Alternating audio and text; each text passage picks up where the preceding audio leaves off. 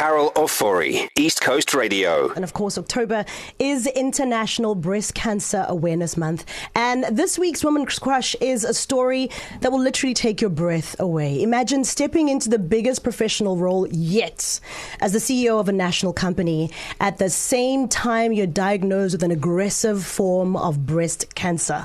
Yes, all of this in the year 2025. That's the reality for our in-studio guest, Vera Nagtegaal, who faced this earlier. Welcome, Vera. How are you? Hi, good and you. Thanks for having me this morning. Oh, well, Vera, I must say, I read your LinkedIn post where I found out that for the first time I found out that you had faced cancer earlier this year. And that journey started at 16 when you ran a race for cancer awareness. And then all these years later, you yourself are a survivor. Can you take us back to 16 years old to now 2025? Yeah, thanks, Carol. I mean, I still get goosebumps just thinking about it. I was 16 and, loved running. I've always been active in some shape or form. I was actually at that stage doing a lot of ballet and then realized my future is not going to be a professional ballerina. So, this race came up. It was a 10K fundraiser for cancer funds and just fell in love with the sport. And I've been running ever since. I'm 47 now. So it's been 31 years of being on the road and running and being active. And it's strange, like every time there was some kind of cancer fundraiser or opportunity to be involved, I always loved doing it. There's great organizations that you're well aware of as well. Loved supporting them, but never thought that this was going to be my story. Right. Yeah. That is insane. Now, there's a number 8 that I think is quite important in your life, right? Yeah. You ran 8 Comrades. Yeah. And you underwent chemo 8 times. Can you believe it? Yeah. And then 800 and something kilometers of running and walking in all of it. Yeah. That moment when you were diagnosed, I mean, that's earlier this year. That's it, yeah. Do you remember the day and what your thoughts were? Because you were also about to take on this new role as CEO of Vouch, which we'll talk about a bit later on. Yeah. Do you remember the day and what that felt like? So it all started, if I can take you back a little bit, end of last year, actually November last year, so it's almost exactly a year ago. I found a lump in my left breast. And didn't think anything of it because last year I ran my 8th Comrades and I just completed the Cape Town Marathon, which is this weekend. It's so bizarre to think about what can change in a year, right? Right. And just thought it was probably hormonal or something like that. Thank goodness my wife Janine said to me, there's no way we're going to let this go. Please go check it out. Yeah. And so I was diagnosed in January after a mammogram and then an ultrasound and a biopsy towards the end of January. And it was a very aggressive form of breast cancer. Luckily, it hasn't spread, or it hadn't spread at that point, so only in my left breast. It's known as triple negative, so you can only cure it with chemo. It won't respond to hormone treatments. And it's these kind of things you don't know because I didn't know a lot about breast cancer. I knew of it. I knew that I needed to get my scans and so forth, but you don't really know the detail, you know. And what was running through your mind when you were going through this? Like, you clearly have a fighter spirit. Yeah. And I wonder if your athletic background and these long distance races somehow gave you the strength and the willpower, or like, I'm so curious to get into your mind around getting this news and still going forward. I think, there was so much happening all at once. And the first thing is complete shock because we don't think it's going to happen to us. It happens to somebody you know or, somebody in your circle. Then after that shock kind of like filters through, you've got to start planning, I suppose, and you've got to get your head around it. In my opinion, cancer and fighting cancer is 90% mindset, 10% just let your medical team do what they need to do. I was fortunate that I've had a great medical team around me. But you've got to fight this, and you still have a choice at the end of the day. Like, you don't have a choice about some of the treatments, the effects that it's going to have on you, the fact that you're going to be nauseous and tired and so forth. But I knew, to your earlier point, that it was 8 rounds of chemo and then I would be through it. So in my mind, I broke it down as a Comrades, and my partner actually called it the cancer raids. So we said, okay, there's 8 rounds, 10 kilometers of the Comrades for each round, so that you'll get to the 80. I know Comrades is a little bit further, but like to that 80 kilometer mark, and that'll be your finish line. And similar to Comrades, you've just going to have to stay in the kilometer. I always say run the kilometer you're in. So you just have to be present in where you are with that journey. It doesn't help or serve you to start worrying about what's going to happen at round 6 or kilometer 60 in the Comrades. You've got to just stay present and force yourself to say, okay, I've survived one round, I'm still here. Yeah. I can survive another one, and so on and so on. But that mindset and staying active is just so important. I decided very early on, doesn't matter what, I want to keep moving. I believe that movement is medicine. I really believe it. I think that if we sit still too long, nothing good comes of it. And just really wanted to push forward in terms of my mindset and keeping my mind healthy to get my body healthy again. Right. And in all of this, you've also had both breasts removed, which is a double mastectomy. Am I right? Am I saying it right? Yes, mastectomy, yeah. Yeah. What was that journey like? Because I think a lot of women, that is our biggest fear, right? A part of how we see ourselves as women and we embrace ourselves as women is via these two right here. Yeah. And you've had them both removed. What was that like for you? It was the single most traumatic event that I had to prepare for in my life. And for me personally, I think being a mom, being an athlete, being a businesswoman, our breasts are such a big part of our identity. And I loved my breasts previously. It's not like I had a body image around it.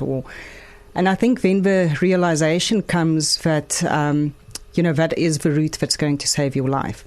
And even though my cancer was only on my left-hand side, a decision was made at the time that a double mastectomy would probably be the best way forward. Also considering my age, 47 is relatively young for breast cancer. Typically you get diagnosed in your 60s. So after consulting with my surgeons and my oncologist, decided that this is the best way forward. And then, Carol, for me, it's all about preparation. So I spoke to my therapist for hours before the operation because I wanted to visualize what I would feel like and what I would look like when I woke up from that operation, to start getting my mindset into that space to help me heal and to help me recover mentally as well as physically. And so, hours of therapy later, when I woke up after the operation, the first thing that I wanted to do is I wanted to see it. I wanted to see what I was looking like. Right. And I wanted to thank my body, strangely. I wanted to say thank you for these new breasts because they are the reason that I'm going to have life. As much as I loved my previous breasts, they were no longer serving me, and they would ultimately kill me if I didn't remove them. And it's those kind of like mindset shifts that you've got to make because you can mourn loss and you should mourn. I mean, I had a lot of tears in this journey as well, but you should not keep it from the fact that you're still here. I can see my kids grow up. They're 15 and 18. They still got a long road ahead of them. Right. I can be here for my next wedding anniversary. I can celebrate my wins along the way. So, it's mindset, It is Breast Cancer Awareness Month. And just for some perspective, the number of younger women getting breast cancer is increasing. Women under 40 are now being diagnosed with cancer, as young as 20 these days. And also men. 1 in every 100 men are also diagnosed with breast cancer. It really does not discriminate. This Breast Cancer Awareness Month, the message is very, very simple. Know your body, check yourself, and don't ignore the signs. No matter your gender or your age, get tested as frequently as possible. Now, Vera, your journey started in January. For those who've just joined us, we've painted the picture. Vera had 8 rounds of chemotherapy. You're currently cancer-free, but you do say that the journey includes 3-month checks every 3 months.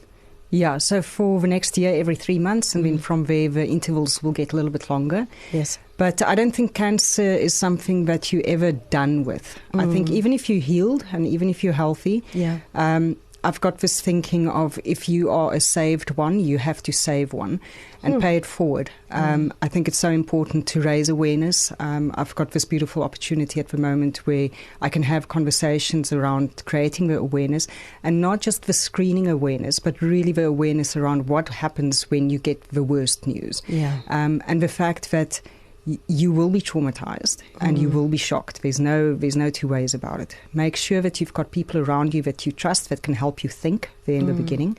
And be very aware that you've got choices along the way. You don't have to do everything that's told. And for me, what was important is to find the medical team that I was the most comfortable with. Because the first doctor that I saw told me essentially that for the next year, you will not run, you will not work, and essentially all you're going to do for the next year is treatment. And I just didn't resonate with that. So the second doctor I saw said, we're going to do less treatments, more intensive, but you'll get through chemo quicker. You can run and you can walk and you can work. And I was like, right. And I think that's an important message, is remember that it's still your body. You still have choices along the way.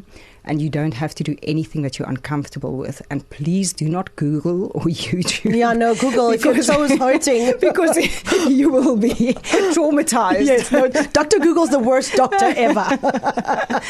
I love that. I did say that we're going to inspire the ladies, which we'll do in a moment, and everyone actually.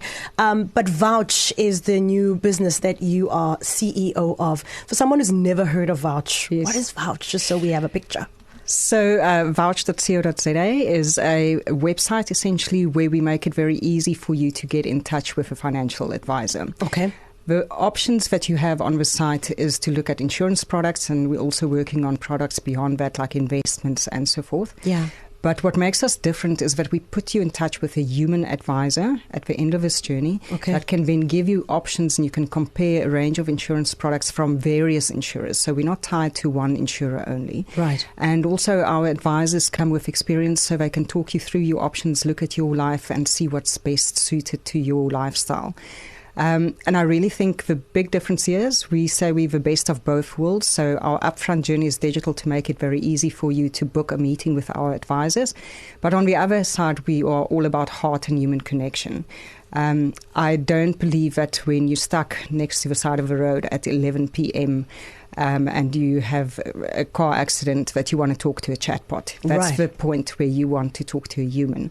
And similar to a cancer journey, you want your doctor to sit in front of you and to give you advice. You don't want a chatbot or Google to tell you what you need to do. So that's the business, is really just making financial advice as accessible as possible, and not only being about a price comparison site, but really for you to understand kind of like what are the options and why are certain products better suited to you than others. Right.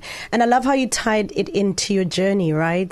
Saying that you don't want to be sitting in front of a bot. You want to be sitting in front of your doctor when you are diagnosed. And so the same with this. What is your advice to someone listening right now who's gotten the worst news and can't see past the news at this stage? I think first thing is try and take a deep breath and pause. Know that even if it's a cancer diagnosis, it's not necessarily a death sentence. And that is a big lesson, because we assume that cancer is always going to lead to the worst. And then the other thing is, remember that you are still in charge of this journey, and you will learn and you will grow from it. It's going to be tough as nails, but you can get through the other side. And you can actually be a different version, definitely a different version, but potentially even a better version of yourself. But along that journey, it's going to take time, so you've got to be patient and try and not overthink it. Again, run the kilometer you're in. Just focus on the next treatment, on the next cycle. What do I have to do today to get to tomorrow? And don't be afraid to ask for help. We all have wonderful people in our lives, but we've got to be vulnerable in this journey. It was a big lesson for me. Being a CEO and used to being in control of everything, I had to let go and just allowed myself to be vulnerable and to lean on people around me to support me. Oh, wow. That's beautiful. Vera Nagtegaal, thank you so much for your time. Your story of inspiration is insane. And the fact that, for example, your operation was not so long ago for the double mastectomy, and then you're still here to chat to us about it, and you're so open and so candid and so real, and just walking the journey with us is just so beautiful. Thank you for just opening up like that. Thanks, It's Carol. not easy, but we appreciate that you're doing that. Thank you for the opportunity again. It's so important to talk about this. Absolutely. Vera Nagtegaal, the CEO of Vouch SA. You can check out vouch.co.za, and of course her journey, just unbelievable. It is Breast Cancer Awareness Month. Remember to get your screenings done. Carol Ofori, KZN's #1 hit music station, East Coast Radio.